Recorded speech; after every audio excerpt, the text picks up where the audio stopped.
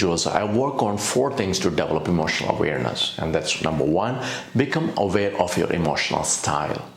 Number 2, know the hidden messages and meanings in negative emotions. Now, I have spoken extensively about this in a documentary called Emotions, so please go watch them if you haven't. And number 3, become aware of your emotional triggers. Number 4, become aware of how emotions affect your natural tendencies like behavior and decision making. Number 1, become aware of your emotional style. To become self-aware, you also need to become aware of your emotional style. A classic definition of an emotional style means a consistent way of responding to the emotional experiences of our lives. Now, each of us have a unique emotional style, just like each person has a unique fingerprint and a unique face. Each of us have a unique emotional profile on how we will respond to an emotional challenge or emotional need.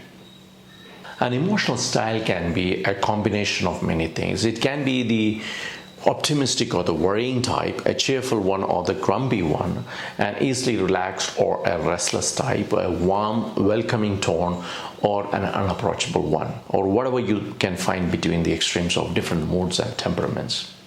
Now, each of our emotional type is also determined by our nature of environment, like work, our living conditions, and culture.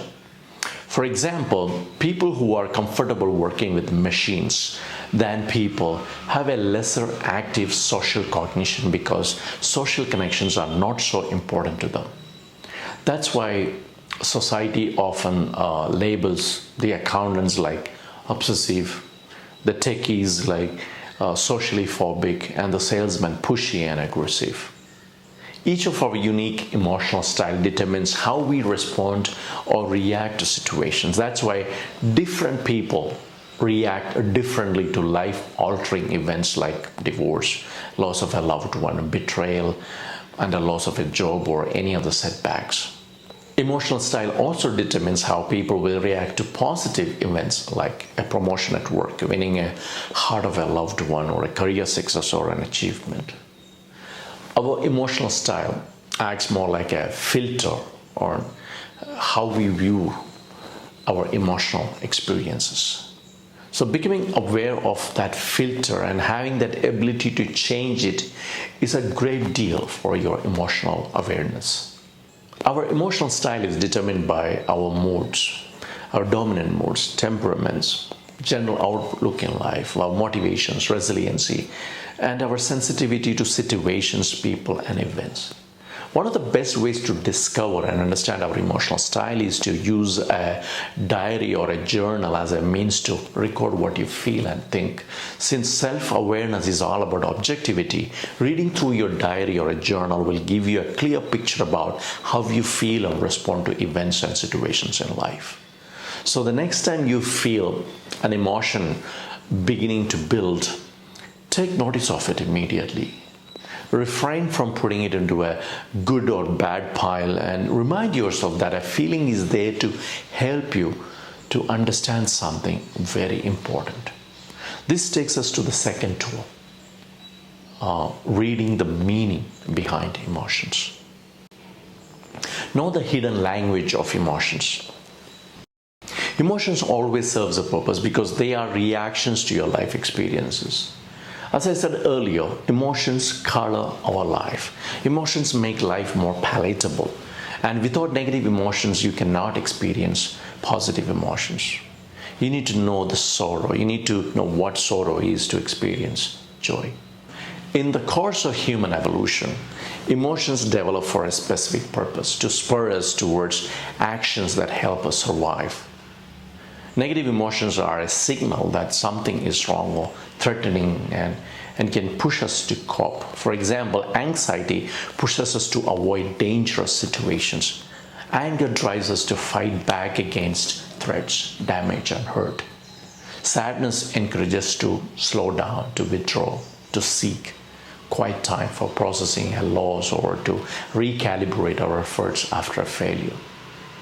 Shame demands that we hide and stop doing what might cause disapproval.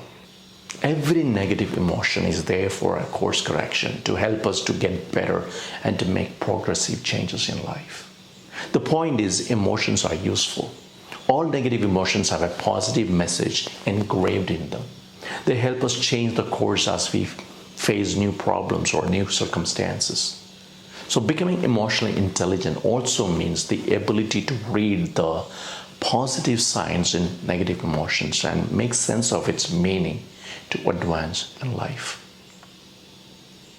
Number 3, become aware of your triggers. An emotional trigger is anything including memories, experiences, or events that sparks an intense emotional reaction regardless of your current mood. Triggers are more to do with our past, but we are only responding to them in the present. Most people are vulnerable at their trigger points. They can go out of emotional balance. The reason for that is that people react to triggers automatically, especially if someone has gone through traumatic experiences in their past. If we have so many unsettling emotions or trapped emotions within us, we tend to react to triggers very easily. These responses might lead to unhealthy behaviors or unhelpful behaviors like being overly aggressive or overly depressed. An emotional trigger could be any topic that makes us feel uncomfortable. These emotional triggers are telling us which aspects of our life we might feel frustrated or unsatisfied with. Triggers contain messages too. It points out the trapped emotions that you need to let go and release completely. Often the triggers are the people who can also push those buttons. Now we all have buttons, pet peeves, triggers, or whatever you want to call them, that when pushed just irritate and irk us until we want to scream. Often when buttons are pushed, we act in a predictable manner. That's why others love to push them, because you will get irritated or angry. Siblings do it as kids to get fun out of it. But even as adults, few things don't change. So the question is, are you that emotionally predictable? Is there a part of you that you want to change so that you're not that easily provoked, irritated, or angry? Would you be in control, or you let others push that buttons and take control of your emotions? To become self-aware, it's important to recognize your patterns of emotional responses, especially when you are triggered. Having that awareness is the key to change your responses and to become more emotionally intelligent. Number 4, know how emotions affect your behavior and decisions. There have been many studies done on how emotions become a predictable driver for decision making. We are emotional creatures and most of our decisions are emotion-based, but we often justify them with logic. We think we are rational, but it turns out that in most cases we are predictably irrational. We are emotionally and instinctually driven people, and oftentimes rationality takes a backseat. Different emotions affect decisions in different ways. If you're feeling sad, you might be more willing to settle for things that aren't in your favor, such as not putting yourself forward for a promotion or remaining in an unhealthy relationship. But sadness can also make you more generous on the other side. Now, research shows that unhappy people are more likely to be in favor of increasing benefits to welfare recipients than angry people who are just lacking empathy. Emotions can affect not just the nature of the decision, but the speed at which you make it. Anger can lead to impatience and rash decision making. If you are overly excited, you may make quick decisions or impulsive decisions without considering the pros and cons. Think about all that impulsive shopping you have done in your life. You know what I'm talking about. Therefore, to become a better decision maker, you need to understand where your emotions come from and start to notice how they affect your thinking and behavior. Emotions are action signals. The last component of an emotional response is the action urge. Action urges always accompany feelings. Anxiety makes you want to avoid things. Depression makes you want to withdraw. Anger makes you want to be very aggressive.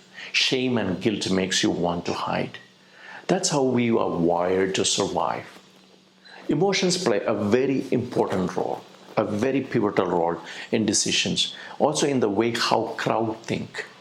People who want to favor a certain public policies gain consent from people after they are emotionally charged to favor something over another.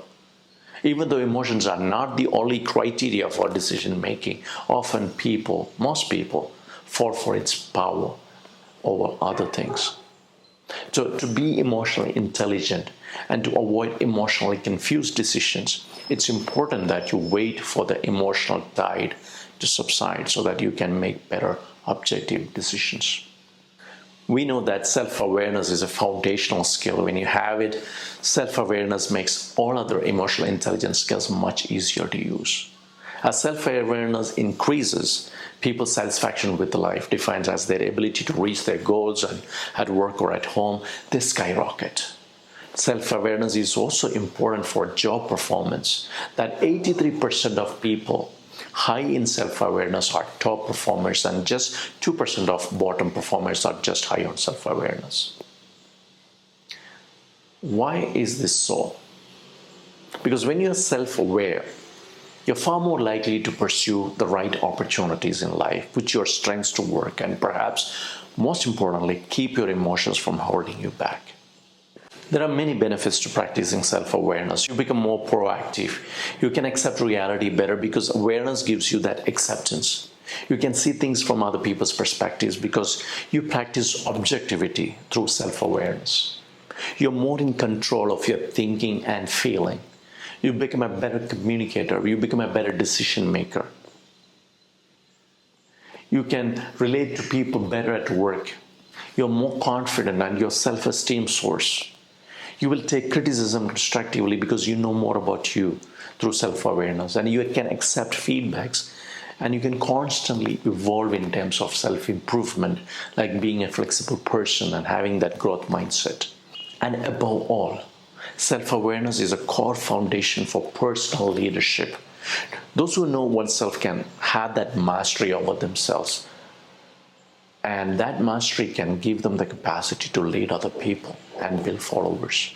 So self-awareness is the foundation for emotional intelligence and personal mastery. And once you develop the personal competence of self-awareness, you move to the next skill, that is self-management.